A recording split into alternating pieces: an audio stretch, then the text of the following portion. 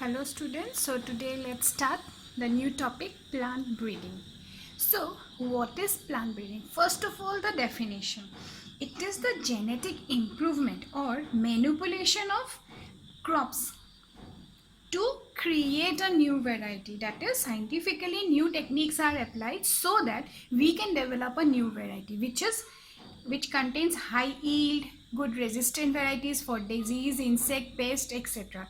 So that particular type of science is known as plant breeding.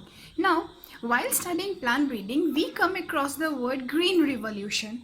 Green revolution, it is a set of research technology which introduces or increases the agricultural production. That is, if a particular crop gives yield of about 10%, that it has been increased to about 60 to 70%. So that is what is known as green revolution. And in this field, Norman E. Borlaug, he is known as the father of green revolution. And in India, M.S. Swaminathan did the pioneer work regarding green revolution. Now, this plant breeding process is carried out to obtain higher yield, improving the quality of the crops, improving their resistance to pathogen, pests and diseases, shorter maturity duration, better agronomic traits, and in order to increase the tolerance of environmental stress, for example, drought, flood, etc. Now, for studying plant breeding, there are certain processes. The steps are, first is the collection of variability or germplasm. Now, germplasm means the sum total of all the alleles of a gene present in the crop, and it is related to the species. Now, this germplasm the collection consists of cultivated improved varieties, old and desi varieties, lines produced by plant breeders, wild species, etc. Now, the entire collection, that is the plants which possess the better qualities, the seeds are collected or plants are collected with the desired all the diverse alleles of the genes, and that particular collection is known as the germplasm collection. Now, while studying this process, collection of germplasm, we come across a word which is known as orthodox seeds. Orthodox seeds means the seeds which can be partially dried and can be stored indefinitely at low temperature.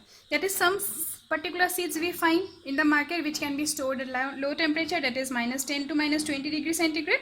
That particular seeds are known as the orthodox seed.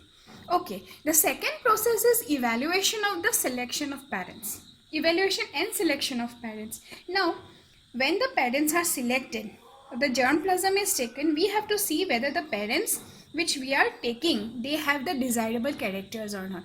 If they do not possess the desirable character, then there is no use of undergoing plant breeding process. So we have to properly select them so that both the male and female parents possess the desirable character. Next process is the cross hybridization among the selected parents. While cross hybridization technique is going on, we will perform first of all the emasculation technique. Emasculation means the removal of the anthers. That is, a particular flower which possesses the desirable trait, we will consider it as female plant. For being female, the anthers are to be removed, and that particular process is known as the emasculation. And when we will select the flower, that is, we will select the bud. A mature bud is taken, it is opened, anthers are removed, and then it is bagged. So here, this is the first process and this is the second process. Bagging means that particular floral bud, after emasculation, so that contamination doesn't take place, it is immediately bagged with a polythene bag. After bagging, it is properly labeled and then it is left for the next day for crossing. Crossing means the process in which, now this particular emasculated flower is a female flower. So we have to take a male flower, that is a plant with desirable characters is considered as male. So from that particular plant, the pollens are collected and those pollens are then dusted on the emasculated flower. The bag is removed, pollens are dusted on the stigma, and after that it is rebagged. That particular process is the crossing. After the crossing, finally the seeds are produced, fruit is produced, that desirable seeds are the F1 seed. And this particular process is carried out until the desirable varieties are obtained. And if sometime, now it is a biological process, so it may happen sometime that the desirable character is not obtained, then what happened? Back crossing is done. That is with the parent whose traits are not incorporated. Suppose if the male parent is not incorporated, then it is back crossed repeatedly with the male parent. Next, the next process is selection and testing of superior recombinants. That means here now see, when we are doing this process, large number of seeds are obtained, large numbers of plants are being cultivated. From them, we have to select the best ones. That means the plants with the desirable characters are selected, and then finally testing is done. After they are properly tested, they are released for the commercial value. That is, we are doing this practice not just because we need a proper crop to eat at home. We need them for commercialization. We have to do this process so that large number of plants can be obtained. So that for after finally doing all this, commercialization is very much essential. But before that, testing is done.